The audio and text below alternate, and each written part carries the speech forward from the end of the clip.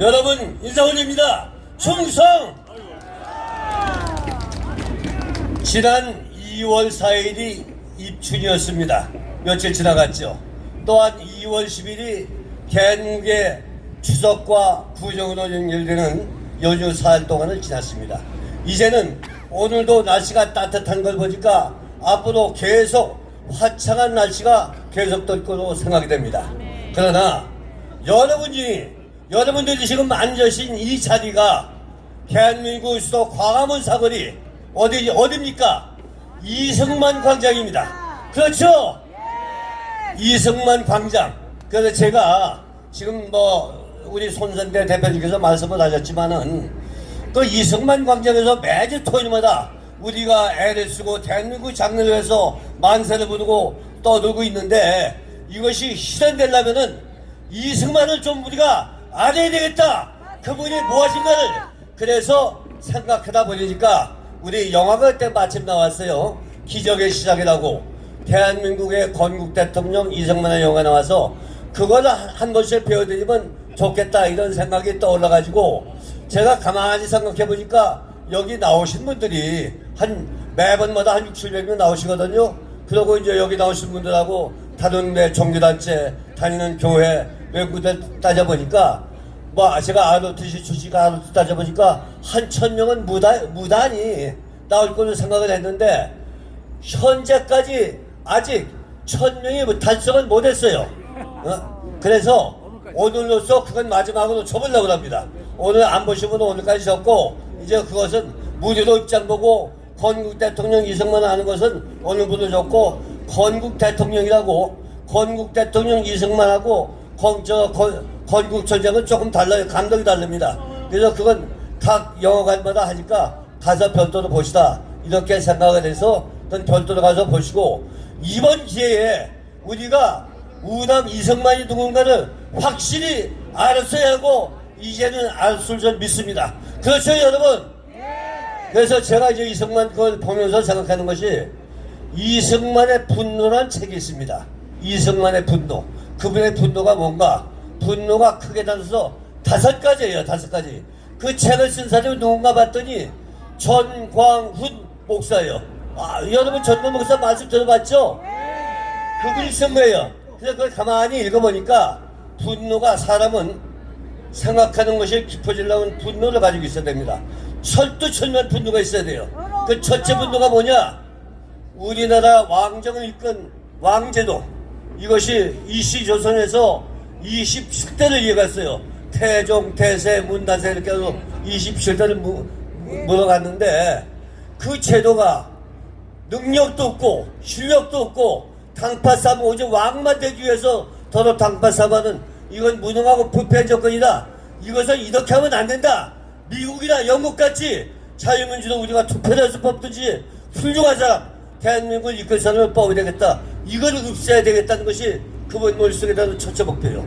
그것이 목표가 그렇게 되다 보니까 그거 결국은 없애버렸죠. 맞죠? 그것 때문에 이 사람이 1899년부터 1904년까지 6년 동안을 감옥에 가 있었어요. 그때 나이가 몇 살이냐? 24살입니다. 한참 할 때. 이 사람이 황해도 평산에서 출생을 했는데 태어날 때부터 목소리가 굉장히 컸어요. 우리는 소리가 컸다고.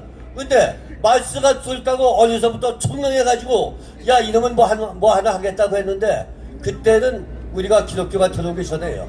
그래서 유교 말하자면 맹자, 공자, 노노, 사수삼교 이런 걸 배웠는데 그때부터 그걸 어려서부터 배웠습니다.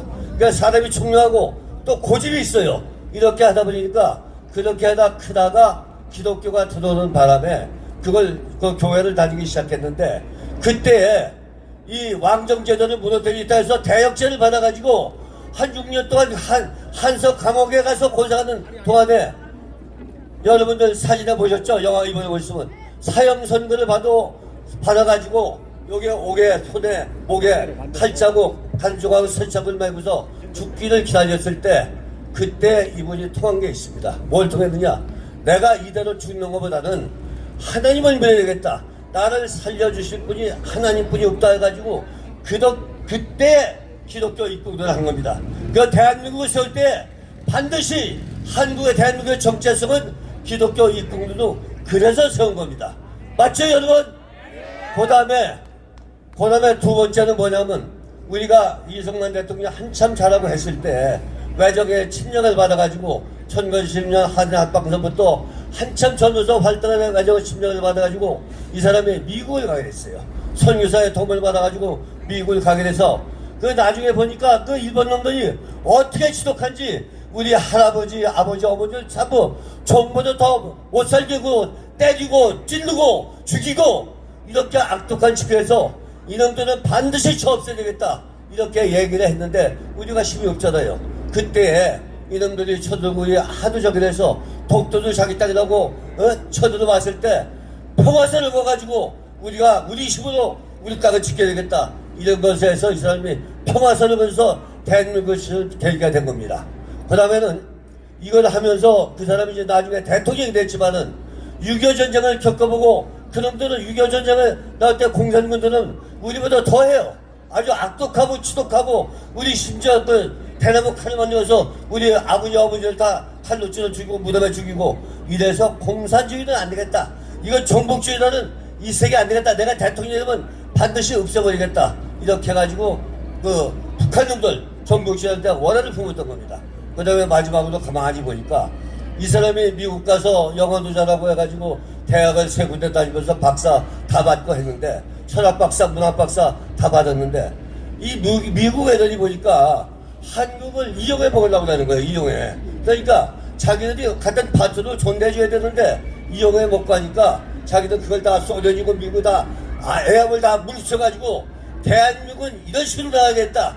그래서 생각하는 것이 자유민주주의, 정치는 자유민주주의, 시장경제는 우리 경제는 시장경제, 그 다음에 안보는 한미동맹이 돼야 되는데 이놈들이 우리를 자꾸 이용해 먹으려고 하니까 맞상대를 친 거예요. 아이즈라고가 여기 대통령 후보 당선되고 나서 여기 왔었어요. 제가 시장에서 왔는데 이 욕을 하면서 너희 그런 식으로 하면 안 된다. 그러니까 우리는 그래서 저 마지막 결단을 되는 것이 또 뭡니까? 그 포로적 방안 아닙니까? 그래서 미국하고도 우리가 똑같은 위치에서 이 조약을 맺어가지고 한미 조약을 맺은 겁니다. 그래서 지금까지 유지되는 것이 한미 동맹이 있기 때문에 북한하고도 세계 열방하고도 있는 겁니다. 그 다음에 마지막으로는 왜 대한민국이 미국하고 영국까지 같이 못 사느냐? 우리가 살 길은 우리가 뭔가를 우리 자주자주해서 살아야겠다. 그래서 대통령 되자마자 한 것이 농지개혁입니다. 농민들이 열심히 일했었다 보면은 내가 먹고 살고 내 가족, 내 이웃은 내가 책임진다. 이렇게 발판을 만들어서 자유경제를 시작한 거고 이렇게 5가지를 원한에 품었기 때문에 우리는 반드시 이걸 통일시켜서 이렇게 해야 되겠다. 그래서 그때 자기가 앞으로 우리가 발전하려면 지화자원도 없고 사람만 많은데 어떻게 하면 되겠느냐. 그래서 그 당시에 원자력도 구상을 했던 겁니다. 이것이 나중에 건국 대통령 이승만, 보국 대통령 박정희까지 연결해가지고 지금까지 우리가 세계 현재 경제권이 10이라고 하지만 잘 산다고 5위 안에 들어요. 너무 잘 살아요. 그런데 그 생각만큼은 우리가 너무 지쳐있다 이겁니다. 그래서 이걸 가만히 내가 생각해보니까 한국이 이렇게 잘 되는데 이걸 잘하려면 모든 것이 우리가 이렇게 다 경제고 정치고 다 잘했으면 좋은데 안 되는 것이 하나 있어요. 안보단체입니다. 이 종북시사바들을 척결하지 않고서는 우리가 되는 게 하나도 없을 것 같아요. 그래서 그걸 연구를 하다 보니까 우리 전광훈 목사님이요 보통분하고 달라요. 제가 이제 한 거의 80을 살았습니다만은 여태까지 남산에도 가봤고 그다음에 한강 백사장에도 가봤고 옛날에 박정희 대통령 그다음에 김대중 대통령 신익기 선생 이승만 대통령 연설 때도 가봤는데 그렇게 많은 군중이 모여서 열렬히 환영하는 건 없었어요. 이 보통분이 아닙니다. 이 전광훈 목사님이. 그래서 맞죠? 그럼 박수 한번 주세요 그럼. 그래서 이런 분이 현재 살아있으면서 받아들인 게 뭐가 있겠습니까? 목에는 철사를 몇 개나 박아가지고 걷지도 제대로 우리같이 활동을 못 하시는데 이렇게 모든 걸 투자했었는데 우리가 힘을 밀어줘야 됩니다.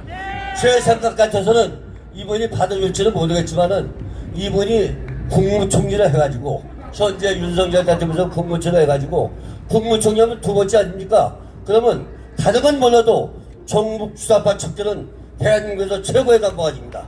교육부총리 있죠? 경제부총리 있죠? 다 교육부총리 다 있지만은 이 종북주사파 척결은 없거든요. 그것만 된다고 하면은 우리가 수십조 수백조를 절약하는 거예요. 그래서 우리가 G2국가를 나갈 수 있습니다. 근데 이분이 그렇게 하라고 해도 할지 안 할지는 모르겠지만은 윤석열 대통령이 이번에 이것만 임명된다면 대한민국은 바로 되고 우리가 바른 대로 통일 한국을 이룰 수 있다고 생각합니다. 그래서 우리가 무엇보다도 그분이 바라는 것은 지금 우리가 3월 1일 우리 대기만전을 여기서 할 거고 또 4월 10일 우리가 국정선거가 있습니다. 말이 200석이지 그게 쉬운 건 아닙니다. 그래서 국민의힘에서 149석 우리 자유통일당이 51석이면 200석인데 그렇게만 된다고 하면 철학적인 숫자요 대한민국의 사소한 역사요 앞으로 나갈 수 있는 큰 힘이 되다 봅니다. 그것은 여러분들이 어떻게 하느냐에 달려있고 끝까지 매달려서 우리가 200석을 할 수 있다는 그런 목표를 가지고 죽기 살기로 뛰면 됩니다. 그래서 제가 이번에 아까 우리 대표님께서 말씀을 하시는데 이승만 대통령에서 얘기했다는데 다음에는 제가 박정희 대통령이 아니고 우선 전광훈 목사가 살아계시니까 전광훈 목사에 대해서 오행시를 써가지고 그걸 남자 1명 여자 1명 해가지고 그 상금은 진짜 창피하게 쪼라같이 이렇게 몇십만 하지 말고 집을 한 채씩 드릴게요. 집을 한 채씩 어떻게 드리느냐 제가 약속을 합니다. 제가 조사를 해보니까 복권이 제일 당첨이 제일 많은 데가 잠실의 8번 출구 앞에 있답니다. 거기를 가서 보니까 내가 일부러 갔어서 이번에 상금 좀 올려드리려고 가서 보니까 한 50명이 줄을 서 있어요. 그래서 이번에 포기를 했는데 다음번에 한 두세 번 그 삼행시를 받던지 해가지고 전광훈 목사님 해가지고 하면은 남자 대표나 여자 대표나 집을 한 채씩 드릴게요. 그건 저는 계기를 만들어 드리고 복권 한 10장씩 드리겠습니다. 그 대신에 그 기도하시면서 당첨이 되는 건 반은 여러분들 덕입니다. 만약에 당첨이 될 분은 한 10%만 뛰어가시고 우리 여기 행사를 위해서 기부해 줬으면 좋겠습니다. 만세 두 가지만 합니다. 자유대한민국 만세! 만세! 전광훈 목사님 만세! 만세! 이승만 대통령 만세!